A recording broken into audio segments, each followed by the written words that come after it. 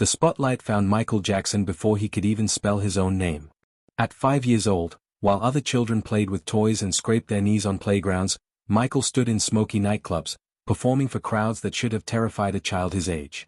His father Joe saw something in him that nobody else could see yet, a raw talent that would either make the family rich or break them trying. There was no room for failure in the Jackson household. Joe's belt made sure of that. Gary, Indiana wasn't a place where dreams came true. It was a place where steel mills churned out smoke and families churned out survival. The Jackson family lived in a tiny house on Jackson Street, 9 children sharing bedrooms, sharing clothes, sharing a single bathroom. Music became their escape, but for Michael, it became his prison too. While his brothers could sneak out to play basketball or talk to girls, Michael had to practice. Always practice. His voice had to be perfect. His steps had to be flawless. Joe would wake them at midnight for rehearsals if he felt they weren't good enough. The other kids at school didn't understand him. How could they? Michael would show up exhausted from performing the night before, falling asleep at his desk. Teachers would scold him, not knowing he'd been on stage until 2 in the morning, earning money that kept food on their table. He wanted friends, real friends who liked him for who he was, not because he could sing. But friendships require time, and time was something Michael didn't own. His father owned his time. The music industry owned his time. By the time he turned 8, Michael Jackson belonged to everyone except himself. The Jackson 5 exploded onto the music scene like a firecracker in 1969. Their first 4 singles hit number 1. Michael, the youngest frontman in music history, became America's darling. Teenage girls screamed his name. Adults marveled at the old soul living in a child's body. But backstage, away from the cameras and the applause, Michael would sit in dressing rooms and watch other children play outside through windows. He'd press his small hands against the glass, watching a world he could never join. His brothers had each other, could joke around, could be kids sometimes. Michael had expectations. He was the star, the one everyone depended on. The weight of that responsibility crushed something inside him that would never fully heal. His mother Catherine tried to protect him, wrapping him in her quiet love, reading him stories from the Bible, promising him that God had special plans for special children. But even her love couldn't shield him from the grueling schedule, the verbal abuse, the physical punishment that came when performances weren't perfect. Joe didn't believe in gentle corrections. He believed in fear as motivation. And it worked. Michael became perfect on stage. He learned every dance move, hit every note, captivated every audience. But perfection came at a cost. The child inside him, the part that should have learned to trust and play and make mistakes, that part withered. By the time Michael was 10, he'd already lived a lifetime. He'd experienced fame and pressure that would break most adults. He'd learned that love came with conditions, that approval had to be earned through performance, that showing weakness meant punishment. The stage became his only safe place, the only place where he knew exactly what to do, where the rules made sense. Out there, under the lights, he was loved unconditionally. The audience didn't care if he was tired or scared or lonely. They just wanted the magic. And Michael, desperate for love in any form he could find it, gave them everything he had. He danced for millions. He sang for millions. He smiled for millions. And at night, in whatever hotel room the tour had brought them to, he'd lie awake wondering who Michael Jackson really was, underneath all the performance. That question would haunt him for the rest of his life. The transition from child star to adult artist destroys most performers. The world watches with cruel anticipation, waiting for the inevitable fall, the moment when yesterday's darling becomes today's has-been. Michael Jackson knew this. He felt the industry's expectations like chains around his ankles, felt the weight of people betting against him. Everyone assumed the Jackson 5 would fade, that Michael's voice would change and he'd become irrelevant, another cautionary tale about child stars who peaked too early. But Michael had spent his entire childhood proving people wrong. He wasn't about to stop now. The late 70s found Michael at a crossroads. He was 20 years old but felt ancient. His face still looked young, but his eyes carried decades of exhaustion. The Jackson 5 had become the Jacksons, breaking free from Motown's controlling grasp, but freedom brought new pressures. Michael wanted solo success, wanted to prove he was more than just the cute kid from Gary, Indiana. He started working with Quincy Jones, a legendary producer who saw something in Michael that even Michael didn't fully see yet. Together, they crafted Off the Wall, an album that showcased Michael's evolution. It sold 10 million copies and earned him his first Grammy. But it wasn't enough. It was never enough. Michael's relationship with his reflection began to change during these years. He'd stand in front of mirrors for hours, studying his face, seeing his father's features staring back at him. The wide nose, the strong jaw, the eyes that reminded him of a childhood he wanted to forget. He hated seeing Joe in the mirror. Hated the physical reminder that he came from pain. The first surgery was supposedly for a broken nose, an injury from a dance rehearsal. But the second surgery didn't have that excuse. Neither did the third. Each procedure carved away pieces of the past, trying to create someone new, someone who didn't carry Gary, Indiana in his face. The world would later mock him for it, call him vain, call him disturbed. They didn't understand. How could they? They didn't have to see their abuser every time they looked in a mirror. Then came Thriller. Released in November 1982, the album didn't just break records, it obliterated them. It became a cultural earthquake that registered in every corner of the planet. 7 top 10 singles. 8 Grammy Awards. Sales numbers that seemed impossible. The music video for Thriller wasn't just a video, it was a 14-minute cinematic event that transformed MTV and the entire music industry. Michael Jackson became bigger than Elvis, bigger than the Beatles, bigger than any solo artist had ever been. He'd done it. He'd proven every doubter wrong. He'd transcended child stardom and become the king of pop. But fame at that level isn't human. It's its own entity, a monster that devours normal life. Michael couldn't walk down a street anymore. Couldn't go to a movie theater or a grocery store or a park. Every moment outside his home became a security operation. Fans would riot just to touch him. They'd climb fences, break through barriers, faint at the sight of him. He hired bodyguards who became his only constant companions. His world shrank even as his fame expanded. The loneliness became suffocating. Everyone wanted Michael Jackson the superstar. Nobody knew how to just be with Michael the person. He bought Neverland Ranch in 1988, a 2,700-acre property in California that became his fortress against reality. He built amusement park rides, a zoo, a movie theater. He created the childhood he never had, constructed it from scratch with unlimited money and desperate need. Critics called it bizarre. Psychologists called it arrested development. Michael called it home. For the first time in his life, he controlled the environment. He decided who came through the gates. He created a space where he could finally play, finally laugh without someone timing him, finally exist without performing. Except he was still performing. Even at Neverland, surrounded by animals and rides and employees who depended on him, he was performing the role of the man-child, the innocent who'd escaped time. The world didn't understand Neverland because they didn't understand Michael. They saw eccentricity where he saw survival. They saw strangeness where he saw sanctuary. His appearance continued to change, his skin lightening, his features becoming more angular, more delicate. He'd later reveal he had vitiligo, a skin condition that destroyed pigmentation. The world didn't believe him. They created cruel theories, said he was rejecting his blackness, said he hated himself. The truth was more complicated and more painful. Michael loved his heritage, loved black music and black culture. But he also loved the idea of being beyond race, beyond categories, beyond the boxes that had confined him since childhood. He wanted to be universal, loved by everyone. He wanted to belong everywhere because he'd never truly belonged anywhere. Each surgery, each physical change, was a desperate attempt to become someone new, someone who wasn't that terrified little boy getting beaten in Gary. The world saw self-hatred. Michael saw transformation. Success without understanding is its own form of torture. Michael Jackson stood at the peak of human achievement, worshipped by millions, yet fundamentally alone in ways that would break ordinary people.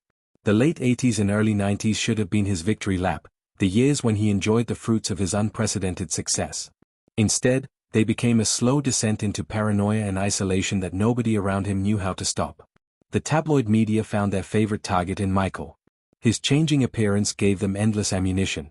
They called him Wacko Jacko, a nickname that reduced decades of artistic brilliance to a punchline. Every aspect of his life became fodder for mockery. He slept in a hyperbaric chamber, they claimed. He tried to buy the Elephant Man's bones. He proposed to Elizabeth Taylor. Most of these stories were complete fabrications, but truth didn't matter. The caricature sold papers. Michael Jackson, the freak show, was more profitable than Michael Jackson, the artist. He tried to ignore it at first, tried to rise above it the way his mother taught him. But you can't ignore poison when people keep pouring it down your throat. His friendships became headline news. Michael had always connected more easily with children than adults. Kids didn't want anything from him except to play. They didn't see the superstar or the money or the opportunity. They just saw someone who had a Ferris wheel in his backyard and liked to watch cartoons. To Michael, these friendships were innocent, pure connections with people who understood him. To the world, they looked suspicious. Dangerous. The whispers started small but grew louder. Why does a grown man want to be around children? What's really happening at Neverland? The insinuations cut deeper than any bad review or failed album ever could. They were attacking the core of who he believed himself to be, someone who loved innocence, who wanted to protect it because his own had been stolen. The first accusation came in 1993, a bomb that exploded Michael's world into fragments he'd never fully pieced back together. A 13-year-old boy claimed abuse. The details were murky, the motives questionable, the timing suspect.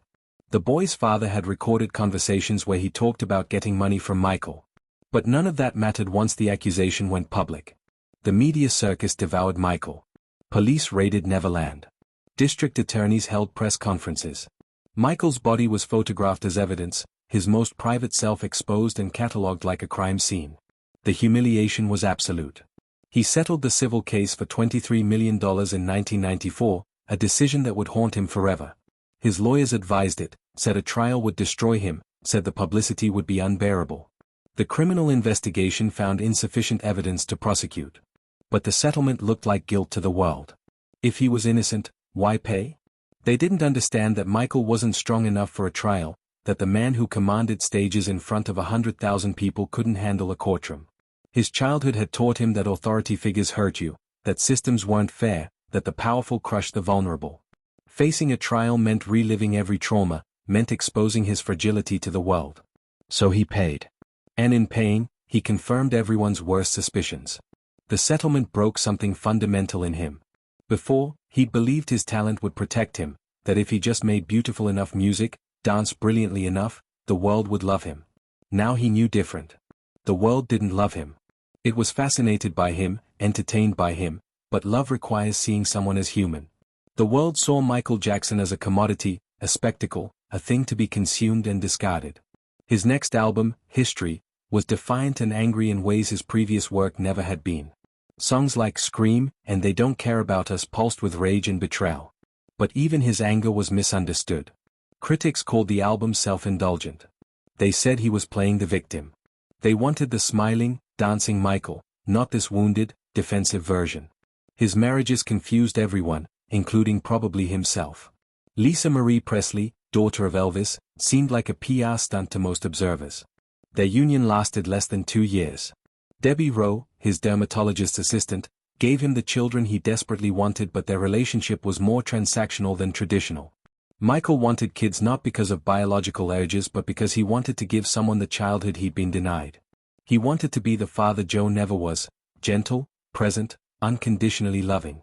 His children became his purpose, the first purely good thing in his life that wasn't tied to performance or expectation. He covered their faces in public, not to be weird, but to protect them from the spotlight that had burned him since infancy. The world mocked the masks and veils. Michael was just trying to save his kids from his fate. The isolation intensified. Friends from earlier years couldn't reach him anymore. He was surrounded by handlers, employees, lawyers, people whose livelihoods depended on him but who couldn't tell him the truth. Neverland became less of a sanctuary and more of a compound. The ride stopped running as often. The zoo animals grew older. The property that was supposed to represent eternal childhood began to feel like a mausoleum for dreams. Michael would walk the grounds at night, alone, this tiny figure in an enormous empty space, the greatest entertainer alive with nobody to entertain. The year 2003 arrived with a documentary that Michael believed would redeem him. Martin Bashir, a respected British journalist, had spent months at Neverland, filming Michael's daily life, interviewing him extensively. Michael hoped the documentary would show the world his true self, would finally make people understand. Instead, living with Michael Jackson became another betrayal in a life defined by them. Bashir's editing made Michael look bizarre, suspicious, childish. Worst of all, it featured Michael holding hands with a young cancer survivor, saying he saw nothing wrong with children sleeping in his room. The statement was innocent in Michael's mind. He meant kids could sleep in his room while he took the floor, something he saw as generous hospitality. The world heard a confession. Within months, police raided Neverland again. This time, the accusations were more serious, more detailed, more damaging. The same boy from the documentary claimed abuse. His family hired lawyers known for high-profile cases. Santa Barbara County prosecutors, who had been investigating Michael for years, finally had what they believed was a solid case. Michael was arrested on November 20, 2003. The booking photo showed a man who looked already defeated, his hair messy, his expression lost. That photo circled the globe in minutes. The king of pop in handcuffs. It was the image his enemies had been waiting for. The trial began in early 2005 and lasted 5 months, 5 months of hell on earth for Michael. Every day, he drove to the Santa Maria courthouse, facing crowds of reporters and gawkers, facing a justice system that terrified him more than any stage ever had. The prosecution painted him as a predator who used his fame to lure vulnerable children. They brought in past accusations, past settlements, created a narrative of a serial abuser hiding behind wealth and celebrity. Defense attorneys argued that the family was lying, that they had a history of making false claims for money, that Michael's only crime was being too trusting and too strange. Michael deteriorated rapidly during the trial. He lost weight he couldn't afford to lose, his already thin frame becoming skeletal. He showed up to court in pajama bottoms one day because his back pain was so severe he could barely dress himself. The back pain was real, years of intense dancing had destroyed his spine, but it was also psychosomatic. His body was shutting down under stress his mind couldn't process. He took pills to sleep, pills to wake up, pills to dull the anxiety that felt like drowning. The dependency that would eventually kill him began in earnest during these months. He needed to be numb. Being present for his own destruction was unbearable. The media coverage was relentless and cruel. Late-night comedians built entire segments around Michael Jackson jokes. Saturday Night Live skits mocked him weekly. The internet, still relatively new, exploded with Michael Jackson forums where people gleefully predicted his conviction. He'd gone from the most beloved entertainer in history to the most ridiculed in less than a generation. And through it all, he maintained his innocence with a desperation that was heartbreaking to witness. In rare interviews, he'd say, "I would never hurt a child. I would slit my wrists before I'd hurt a child." The intensity of his denial, the rawness of it, either proved his innocence or his derangement depending on who you asked. His family rallied around him during the trial, brothers and sisters he'd been distant from for years suddenly present in the courtroom daily. Joe even showed up, the man who'd beaten success into Michael decades ago, now sitting in the gallery watching his most famous son face ruin. There was tragic irony in it. Joe had trained Michael to be perfect, to never show weakness, to always perform. And here was Michael in the ultimate performance, fighting for his life, his freedom, his legacy, in front of an audience that included his first tormentor. The testimony was graphic and humiliating. Prosecutors described alleged acts in detail. Defense attorneys attacked the credibility of a child on the witness stand. Character witnesses testified about Michael's gentleness, his childlike nature, his genuine love of kids. Other witnesses described suspicious behavior, inappropriate boundaries, secretive conduct. The jury heard hours of recordings, saw boxes of evidence, watched Michael sit motionless at the defense table, looking like a ghost of the man who'd moonwalked across stages worldwide. Elizabeth Taylor, Macaulay Culkin, and others testified on his behalf, describing their own childhood friendships with Michael as completely innocent. But the accusations had poison in them that no defense could fully neutralize. On June 13, 2005, the jury returned not guilty verdicts on all counts. Michael was acquitted completely. He should have felt vindicated. Instead, he felt destroyed. The acquittal didn't undo the damage. It didn't restore his reputation or his peace of mind. It didn't make people forget the accusations or the trial or the endless humiliation. He left Santa Maria a free man but not a whole one. The trial had taken whatever resilience he had left and crushed it into dust. He'd won in court but lost in every way that mattered. His career was in ruins. His finances were a disaster. His health was compromised. And Neverland, his sanctuary, had been invaded and violated by police searches. He would never spend another night there. The place that was supposed to protect him had become another crime scene in the story of Michael Jackson's tragic life. After the trial, Michael Jackson became a ghost haunting his own legend. He fled to Bahrain, accepting an invitation from a prince who was a fan, putting an ocean between himself and America. He couldn't bear to be in the country that had humiliated him. 4 months, he drifted, staying in luxury accommodations that felt like exile, surrounded by people who wanted proximity to fame but didn't know how to help a man disintegrating in real time. His children were with him, Prince, Paris, and Blanket, and they became his only anchor to reality. He'd homeschool them, play with them, try to give them the normalcy he'd never known. But how do you provide stability when you're falling apart? The financial problems that had been building for years became catastrophic. Michael's spending had always been excessive, but his earning power had masked it. Now, with his reputation in ruins and no new music-generating income, the numbers turned devastating. Neverland alone cost millions annually to maintain. He had hundreds of employees on payroll. His lifestyle required private jets, luxury hotels, elaborate security. The money that had seemed infinite was suddenly gone. Banks threatened foreclosure on Neverland. Lawsuits piled up from unpaid contractors, former employees, business partners claiming fraud. The king of pop was broke, or close enough that it made no difference. He attempted a comeback in 2008, returning to the United States, trying to revive his career. But the music industry had moved on. The artists he'd influenced were now the establishment, and they treated him like a relic. His voice was still beautiful when he could muster the energy to use it. His body still knew how to move, though his joints ached and his spine sent shooting pains with certain motions. But the passion that had driven him for 40 years was mostly gone, replaced by exhaustion so profound it felt like gravity had doubled. He was 50 years old but felt ancient, used up, obsolete. Then came the announcement that gave him one last burst of hope. In March 2009, Michael stood at the O2 Arena in London and announced a series of comeback concerts. "This is it," he told the roaring crowd. "This is my final curtain call." The shows sold out instantly, 50 concerts, over 1 million tickets, proving that people still wanted to see Michael Jackson perform. Maybe they wanted nostalgia, maybe they wanted to witness his decline, but they wanted him. Michael saw it as redemption, one last chance to remind the world why they'd loved him in the first place. He threw himself into rehearsals with an intensity that worried everyone around him. He was too thin, too weak, too dependent on medications to sleep, to wake, to function. But he pushed forward because that's all he'd ever known how to do. The insomnia was killing him slowly, then quickly. Michael hadn't slept properly in years, maybe decades. His mind wouldn't shut off.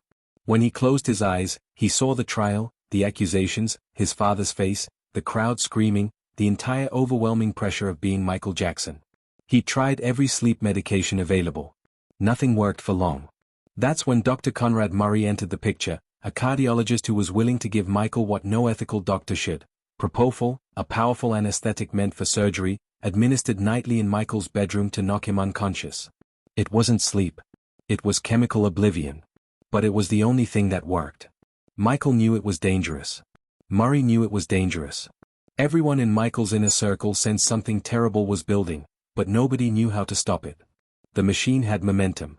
The 50 concerts were scheduled. Millions of dollars were at stake. Hundreds of people's jobs depended on Michael showing up and performing. And Michael couldn't let people down. His entire identity was built on giving audiences what they wanted, no matter the personal cost. So he kept rehearsing, kept pushing his broken body, kept using propofol to find a few hours of peace. The night of June 24, 2009, Michael returned to his rented mansion in Los Angeles after rehearsals. He seemed energized, performing Earth Song with such passion that his dancers cried. The rehearsal footage would later show a man who still had magic in him, who could still command a stage despite everything. He went home that night and prepared for bed the way he had for months, by asking Dr. Murray to administer propofol. Murray hooked up D4, gave Michael the drug that would shut his brain down, and then made a fatal mistake. He left the room. Michael Jackson died alone in his bedroom at 12:22 p.m. on June 25, 2009. The propofol stopped his breathing, stopped his heart, ended the most spectacular and tragic life in entertainment history. He was 50 years old. The news broke and the world stopped. Every television channel, every radio station, every website led with the same story. Michael Jackson was dead. The servers for Google and Twitter crashed from the traffic. People gathered in spontaneous memorials outside Neverland, outside the Apollo Theater, outside his star on the Hollywood Walk of Fame. And they mourned. The memorial service held at the Staples Center in Los Angeles on July 7, 2009, drew hundreds of millions of viewers worldwide. His brothers carried his golden casket. His daughter Paris spoke through tears, telling the world, "Daddy has been the best father you could ever imagine." Stevie Wonder, Lionel Richie, Mariah Carey, and others performed tributes. The event was both a celebration and a wake for a man the world had loved, then destroyed, then mourned. The hypocrisy was staggering but also human. In death, Michael Jackson became innocent again. The accusations, the trials, the mockery all faded. What remained was the music, the dancing, the undeniable genius. His legacy is complicated in ways that will never be fully resolved. The abuse allegations didn't die with him. Some people believe he was a monster who used his fame to hurt children. Others believe he was an innocent man, albeit a deeply damaged one, who was persecuted for being different. The truth probably exists somewhere in the complexity of a person who was never allowed to be fully human, who was created as a product at age 5 and never recovered from that fundamental violation. What's undeniable is that Michael Jackson gave the world art that transcended generations, dance moves that became universal language, songs that will exist as long as music exists. He was one of the most talented humans ever born, and he suffered more than most people can imagine. At night, in hotel rooms and mansions around the world, Michael Jackson had cried alone. He'd cried for the childhood stolen from him. He'd cried for the isolation that came with fame. He'd cried because nobody truly understood him, and maybe nobody could. He danced for millions and brought them joy they'd never forget. But his own joy was fleeting, poisoned by trauma and pressure and the weight of being an icon when all he wanted was to be a person. In the end, the stage that saved him also destroyed him. The spotlight that made him immortal also made him impossible to reach. Michael Jackson, the boy from Gary, Indiana, who became the king of pop, died the same way he lived, performing until the very end, giving everything, keeping nothing for himself.